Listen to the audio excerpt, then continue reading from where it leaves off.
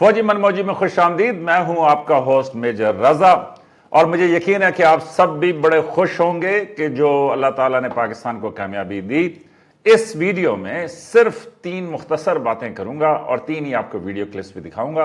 लेकिन शुरू करते हैं मेहर अवान साहब के कमेंट से, जिसमें उन्होंने कहा कि जी salute to you for your effort of raising morale of our forces in particular and the nation in general for the last few months through your multiple programs on YouTube. Your thoughts, opinions came true. God bless you with more power. अब मेहर साहब जो है ना, ये एक बड़े नफीस इंसान हैं, मैं इनका बड़ा शुक्रगुजार हूँ और ये बड़े खुले दिल से तारीफ करने के मतलब जो है ना अंदाज रखते हैं, तो मैं इस पर इनका बड़ा ममनून हूँ। और सच्ची बात यह है कि चंद महीने पहले जब मैंने यह सिलसिला फौजी मनमौजी का शुरू किया था, तो मैंने बिल्कुल इसीलिए शुरू किया था क्योंकि मैं दिल से जब मैं ये फोटोज देखता था यंग ऑफिसर्स की शहादत की और जिस तरह अपने मुल्क के ऊपर कुर्बान या निछावर हो रहे हैं, तो मेरे दिल में ये होता था कि इन यंग ऑफिसर्स को सपोर्ट की जरूरत है। इनका मतलब और कुछ नहीं कर सकते तो कम से कम शाबाशी तो दे सकते हैं ना जी, उस पर तो पैसे नहीं लगते। अब तो अल्लाह का शुक्र है कि पूरी कौम शाबाशी दे रही है, लेकिन उन दिनों में ये एक थोड़ा सा टफ काम था। सच्ची बात है, वो इसलिए कि लोग थोड़े से गुस्से में थे, लेकिन मैंने इसको एक फर्ज के तौर पर निभाया और मुझे बड़ी खुशी है। और मेहर साहब का बहुत शुक्रिया कि उन्होंने ये कमेंट किया, ये मेरे बिल्कुल दिल पे जाके लगा। तो अल्लाह ताला उनको इज्जतें दें और आप सबको भी इज्जतें दें। और इसी वजह से अब मैं ये कहूंगा कि अब फौजी मनमौजी पे मेरा हक बनता है कि मैं आप सबसे कहूं कि लाइक, सब्सक्राइब और शेयर करो। किसी ने मुझे लिखा भी था कि मेजर साहब 4 साल पहले आप फौजी मनमौजी शुरू करते या पता नहीं 5 साल पहले शुरू करते तो आप सुपर हिट होते।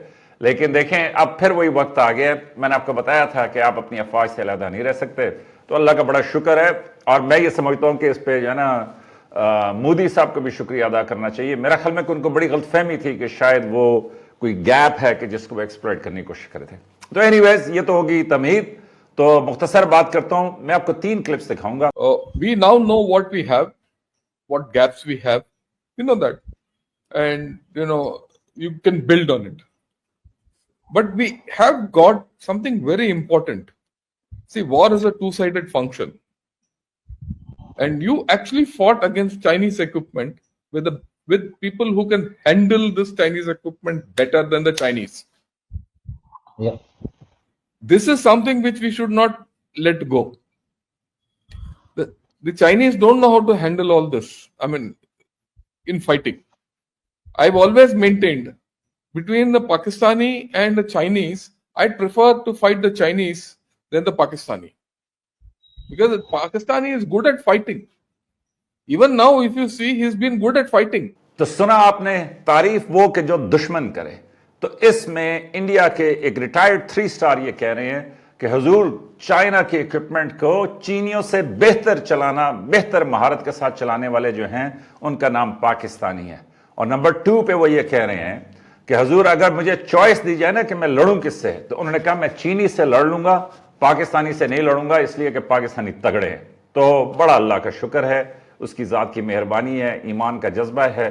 तो तारीफ वो कि जो दुश्मन करे। Well, even the French did not really narrow the number of jets down because we're talking about Rafale, and it is quite embarrassing for the French and for the Indian. There is a confirmation from France about at least 1 jet, but a game changer for the Chinese, for the Pakistani, and for the Indian to see how ill-performed are the French jets. The performance of the Chinese jet is much superior, and that has a huge impact on the selling of the Rafale and the selling of the Chinese jet. This is one confirmation is available. Tell us that indeed the Chinese jet have really overcome and overpower. तो इस clip में मैं defence industry से ताल्लुक भी रखता हूं, तो मैं आपको बता रहा हूं कि ये जो अल जजीरा पे वो डिफेंस एनालिस्ट कह रहे थे, ये है हेडलाइन डिफेंस इंडस्ट्री के लिए। वो इसलिए कि मगरिब का इक्विपमेंट, फ्रांस की टेक्नोलॉजी, ये अमेरिका की टेक्नोलॉजी, यही थी डिफेंस इंडस्ट्री। लेकिन ये जो चाइना की टेक्नोलॉजी के बलबूते के ऊपर पाकिस्तान ने जो कर दिखाया है, ये रफेल मतलब आज तक गिरा ही नहीं। ये एक ऐसा जहाज है, तो फर्स्ट कॉम्बैट किल है रफेल की। तो इसलिए डिफेंस इंडस्ट्री जो है वो पूरी की पूरी हिल के रह गई है। इसीलिए मैंने कि सुना कि जो डिप्टी प्राइम मिनिस्टर है इसहाक डार साहब, वैसे वो भी मेरे हिसाब से बड़े गुरीले निकले हैं, जिस महारत से और जिस दिल से उन्होंने ये सारा ही मिशन लीड किया, being foreign minister and deputy prime minister. तो मैं कोशिश करूंगा किसी तरीके से उनसे रब्ता हो तो उनका एक फौजी मनमोजी इंटरव्यू जरूर करूं, क्योंकि मेरे दिल के बड़े करीब। मैंने सिर्फ उनके ऊपर वर्दी नहीं देखी, बाकी वो कमांडो की तरह उन्होंने जो है ना मतलब लीड किया, गुरेले की तरह। और मेरे हिसाब से अगर एजाजी गुरेले का बैज दिया जाना चाहिए तो वो इसहाक डार साहब को दिया जाना चाहिए कि उन्होंने गुरेले की तरह जो है ये सारा किया है, तो उनको भी बड़ी शाबाश। तो एनीवेज, तो मैं ये कह रहा था कि मैंने ये सुना कि जिस टाइम पर इसहाक डार साहब ने चाइनीज एम्बेसडर को यह बताया ना कि जनाब हमने राफेल गिरा दिया है, तो वो कहते ही हैं कि चाइनीज एम्बेसडर दौड़ा दौड़ा इसहाक डार साहब के पास पहुंचा।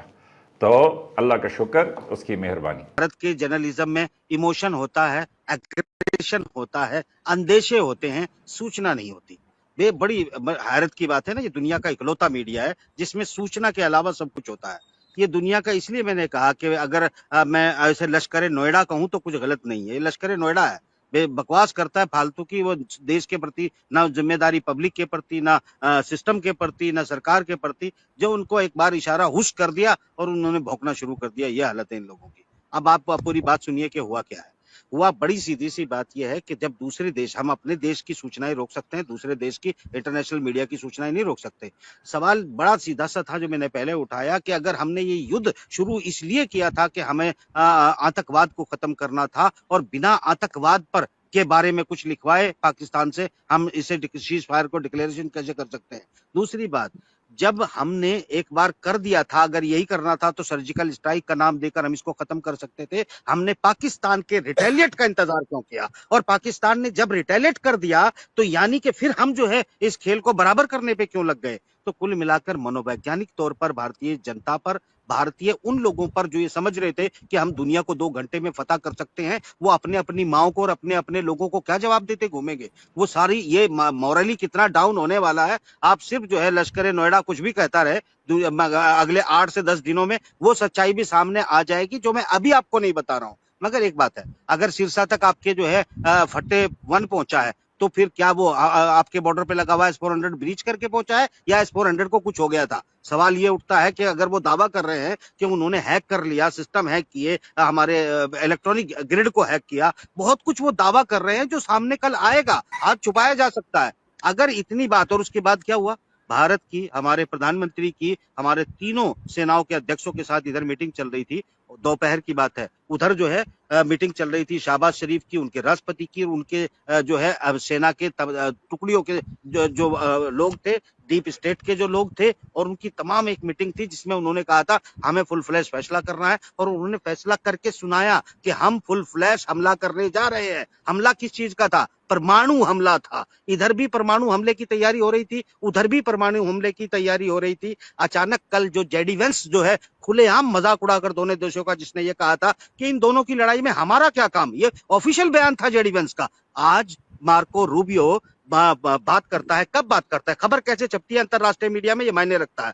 डिप्लोमेसी की खबर है, कूटनीति की खबर है, ये लश्कर नोएडा की खबर नहीं है। तो ये जो कूटनीति की खबर है वो ये लिखते हैं कौन? आरटी, यानी रशिया का लिखता है, चीन का लिखता है, वॉशिंगटन पोस्ट लिखता है। क्या लिखता है? कि भारत के विदेश मंत्री ने मार्को रूबियो को फोन किया। फिर वो लिखता है कि मार्को रूबियो ने पाकिस्तान को फोन किया। तुम्हारी ये हार है प्योरली। और ये अब कहने में क्या दिक्कत है, क्योंकि अब तुम चीज बात कर चुके हो।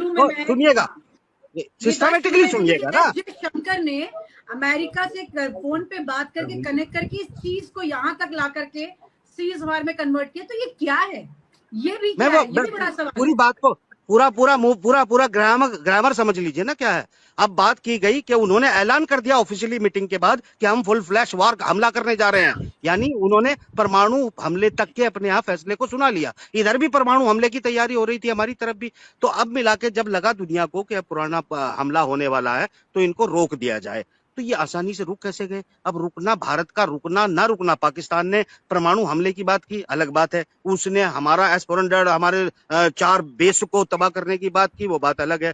उसने हमारे दिल्ली पे ड्रोन फहराने का दावा किया, गुजरात में ड्रोन 3 घंटे घुमाने का दावा किया, अलग बात है। हमारे सिस्टम को हैक करने का दावा किया, वो अलग बात है। हमने तो आतंकवाद के जरिए उसे झुकाना था, POK लेना था, अखंड भारत बनाना था। ये सब दावे हमारे क्या करेंगे? क्या मुंह लेके जाओगे इस जनता के पास? क्या बोलोगे कि हमने ये युद्ध शुरू क्यों किया था और खत्म क्यों कर दिया? तुमने क्या डॉक्यूमेंट ले लिया पाकिस्तान से या मार्को रूबियो से या ट्रंप से कि अब पाकिस्तान भारत में जो है आतंकवाद नहीं करेगा? हमारे अपने ऑफिशियल बयान जो अभी थोड़ी देर पहले दिया गया है उसमें ये साबित होता है कि हम आतंकवाद के खिलाफ लड़ते रहेंगे और अगर आतंकवाद होता है तो रिटेलिएट करेंगे। मतलब साफ है कि तुम्हारे पास तो आतंकवाद के खिलाफ कोई बात ही नहीं है, तुम्हारे तो कोई बात ही नहीं हुई है।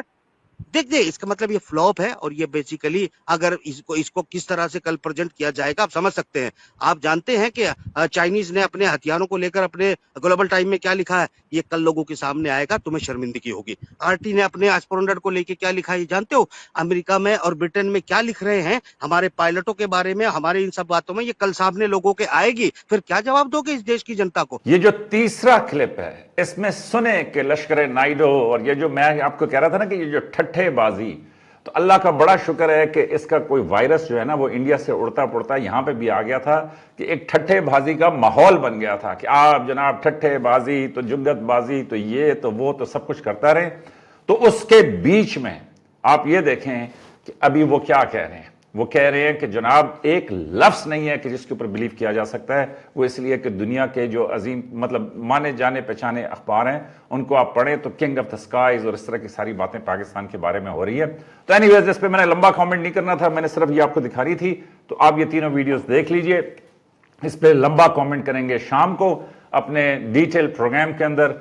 तो जरूर खुश हों, जरूर अपनी फोर्सेस को शुक्रिया अदा करें। और जिस तरह मैं फौजी मनमोजी के प्लेटफॉर्म से हमेशा आपको कहता रहता था कि जनाब कोई आपका अजीज रिश्तेदार, वो उनके भी घर हैं, उनके भी बच्चे हैं, वो भी जब बॉर्डर पे जाते हैं तो आप सोचें 80-90 जहाज दुश्मन के आ रहे हों, 27 जहाजों के साथ आप उनके ऊपर हमला करें और ना सिर्फ ये कि उनको मार गिराएं, लेकिन सोचें जाते भी तो आपको पता है ना कि जी आगे 80 जहाज है, बेहतरीन दुनिया की जदीद तरीन टेक्नोलॉजी है। लेकिन ये बहादुर बेटे, इनकी माओं को सलाम, इनके वालदैन को सलाम, इनके घर वालों को सलाम कि वो ऐसे मतलब मैं ये कहूँगा कि जज्बा ईमानी में मुझे कामरान मसीह को भी शामिल करना चाहिए कि ये सब ईमान इनका ये है कि ये वतन इनका घर है। और मैं एक स्पेशल केस करूँगा ये जो कामरान मसीह के ऊपर, क्योंकि वो बड़ी ज़बरदस्त स्टोरी है जो मैं आपको सुनाऊंगा। तो देखते रहिए फौजी मनमौजी। अब तक के लिए इतना ही, और अब बड़े अरसे के बाद मैं आपको जरा फौजी अंदाज में ऑर्डर दूंगा कि जनाब लाइक, सब्सक्राइब और शेयर करें।